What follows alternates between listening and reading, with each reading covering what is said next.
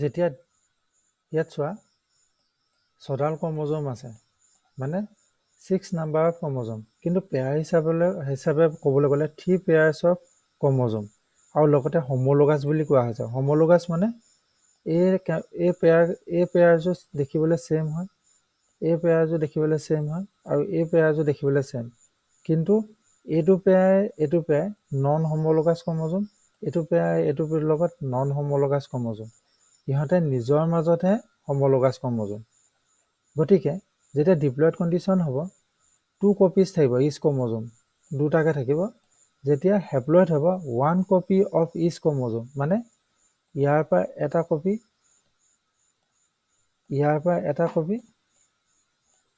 আৰু ইয়াৰ পৰা এটা কপি যাব গতিকে ইয়াক কোৱা হয় 3 নন হোমোলগাছ ক্ৰমোজোম কাৰণ ইহঁতৰ সিমিলাৰ নহয় ইয়াত কিন্তু সিমিলাৰ আছিলে কাৰণে হোমোলগাছ কৈছিলে ইয়াত যেহেতু ডিসিমিলাৰ এই ক্ষেত্ৰত গতিকে ইয়াক নন হোমোলগাছ ক্ৰমোজোম বুলি কোৱা হয় গতিকে এইটো ডিপ্লয়েড কণ্ডিশ্যন আৰু এইটো হেপ্লয়েড condition several organisms belonging to Monera, fungi, algae and biophyte have haploid plant body মানে n number of chromosome থাকে but organisms belonging to the pteridophyte, gymnosperm and angiosperm and most animals including human being the parent body is diploid মানে twice n number of chromosome থাকে meiosis the reduction division has to occur if diploid body has to produce a haploid gamete যেতিয়া plant বডিটো যেনে টেৰিডোফাইট জিমনোস্পাৰ্ম ইহঁতৰ plant বডিটো diploid মানে twice n number of ক্ৰমোজোম এডাল দুডাল ইয়াতো চোৱা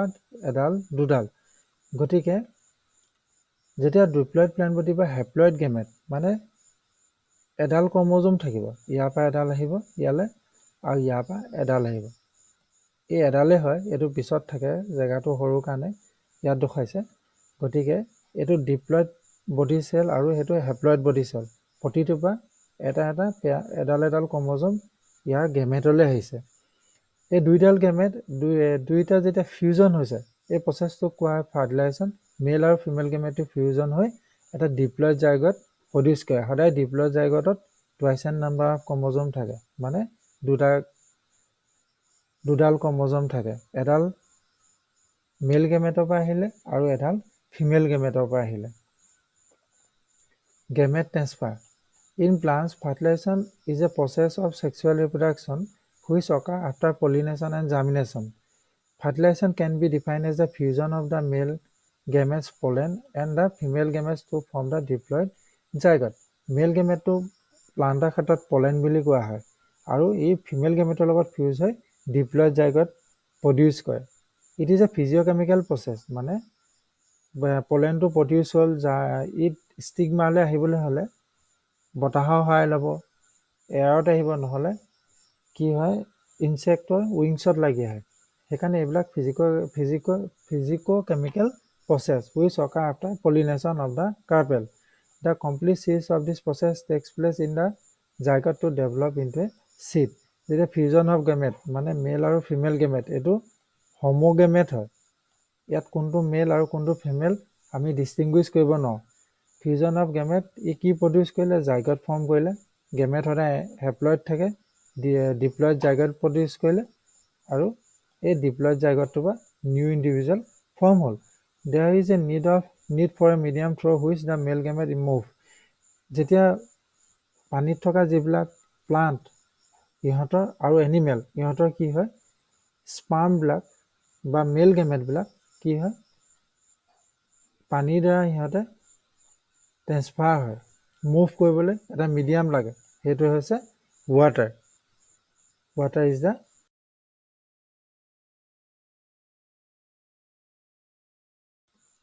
What is the flower? Flower are the reproductive part of a plant. এজোপা গছৰ সকলোবিলাক অংগই reproductive part নহয় Flower are the reproductive part of a plant which consists of sepal, petal, stamen and pistils. গতিকে এটা গছৰ reproductive organ হৈছে ফুল flower আৰু flower এটা কিহে গঠিত sepal, petal, stamen and pistils. গতিকে A complete flower consists of both vegetative and reproductive parts, which play an important role in the process of reproduction in plant. Among all other reproductive parts, carpel and pistils are the basic unit of gynoecium, the female part of a flower. Then carpel, pistils আৰু gynoecium এইবিলাক হৈছে চিনোনিম। তোমালোকে confusion নহবা, carpal বা পিষ্টিল এইবিলাক বেলেগ বেলেগ শব্দ নহয়, ইহঁতে হৈছে female reproductive organ. What is carpel? The carpel is the fourth whorl of the flower present in the centre. এইটো হৈছে এটা ফ্লাৱাৰ। ইয়াৰ প্ৰথম হোলটো ফাৰ্ষ্ট হোল যিটো আছে সেইটো হৈছে চিপেল। চিপেলৰ পাছত ছেকেণ্ড হোল আছে, ছেকেণ্ড হোলটোত কি পোৱা যায়? পিটেল পোৱা যায়। থাৰ্ড হোলটোত কি পোৱা যায়? ষ্টেমেন, মানে মেল ৰিপ্ৰডাক্টিভ অৰ্গেন। ফ'ৰ্থ হোল মানে carpal, female reproductive organ. Carpal বা পিষ্টিলছ বা গাইনচিয়াম যি কোৱা। গতিকে এপাহ ফুলত সদায় প্ৰথমতে তুমি ফাৰ্ষ্ট হোলটোত চিপেল পাবা, ছেকেণ্ডত পিটেল পাবা, থাৰ্ডত ষ্টেমেন পাবা আৰু ফ'ৰ্থত কাৰ্পেল পাবা। গতিকে এইখিনি কথাকে তাত লিখা আছে কাৰ্পেল আৰু পিষ্টিলৰ কথা। এইটো হৈছে এটা ফিমেল এজোপা ফ্লাৱাৰ হয়। প্ৰথমতে ষ্টেমেন পাবা, ফাৰ্ষ্ট হ'ল, ছেকেণ্ড হ'লটো হৈছে পিটেল, থাৰ্ড হৈছে ষ্টেমেন, মেল ৰিপ্ৰডাক্টিভ অৰ্গেন। ষ্টেমেনত ষ্টেমেনত কি পোৱা যায়? এন্থাৰ পোৱা যায় আৰু ফিলামেণ্ট পোৱা যায়। এন্থাৰটো হৈছে বায়'লভ ষ্ট্ৰাকচাৰ। গতিকে এটা ষ্টেমেনত প্ৰথমতে এন্থাৰ আৰু ফিলামেণ্ট পোৱা যাব। ষ্টেমেনত কি পোৱা যাব? এন্থাৰ আৰু ফিলামেণ্ট। ফিমেল ৰিপ্ৰডাক্টিভ অৰ্গেনত ষ্টিগমা থাকে আৰু অভেৰী থাকে। এইটো যিটো ফুলা অংশ সেইটোক অভেৰী বুলি কোৱা হয়। অভেৰীৰ ভিতৰত অভিউল থাকে। অভিউলৰ ভিতৰত ফিমেল গেমেট প্ৰডিউচ হয়। এই ষ্টিগমা আৰু ষ্টাইলক কানেক্ট কৰিছে, ষ্টিগমা আৰু অভেৰীক কানেক্ট কৰিছে ষ্টাইলে। গতিকে এটা কাৰ্পেল কিহে গঠিত?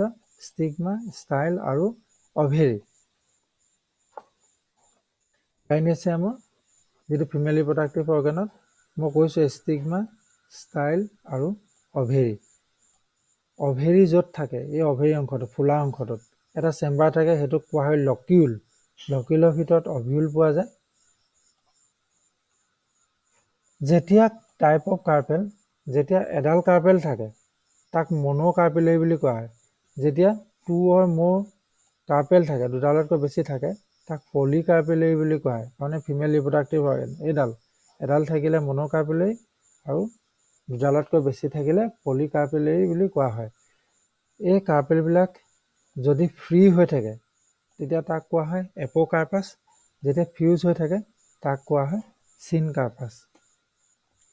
এপাহ ফ্লাৱাৰ, এইটো এটা এন্থাৰ, এডাল হৈছে ফিলামেণ্ট, এন্থাৰ, ফিলামেণ্ট, মেল ৰিপ্ৰডাক্টিভ অৰ্গেন। ইয়াক কোৱা হয় ষ্টেমেন।